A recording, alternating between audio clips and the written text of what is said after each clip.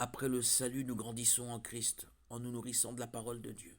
Psaume 119, 9, 11. 105.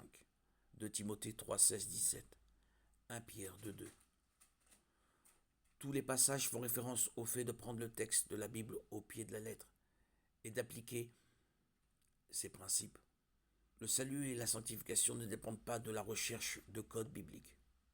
L'identification des codes bibliques est toujours quelque peu arbitraire. Le processus de découverte et d'interprétation dépend largement de la perspective du chercheur.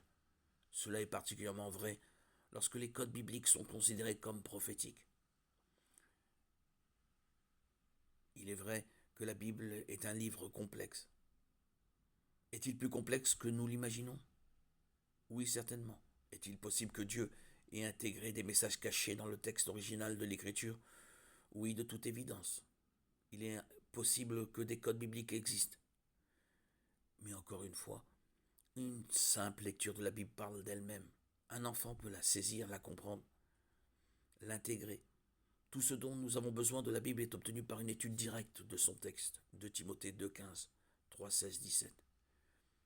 Il n'est donc pas nécessaire de compter les lettres, de chercher des séquences et d'organiser le texte en diverses grilles pour ne finalement trouver qu'un modèle douteux et des interprétations subjectives.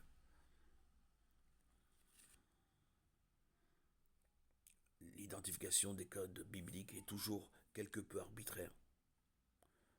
Le processus de découverte et d'interprétation dépend largement de la perspective du chercheur. Cela est particulièrement vrai lorsque les codes bibliques sont considérés comme prophétiques. Il faut bien se résoudre à comprendre que les codes bibliques ne sont pas nécessaires. Ce que nous devons savoir et appliquer est suffisamment clair à partir d'une lecture directe de la parole de Dieu. Notre salut passe par l'appel au Christ pour nous sauver de notre péché.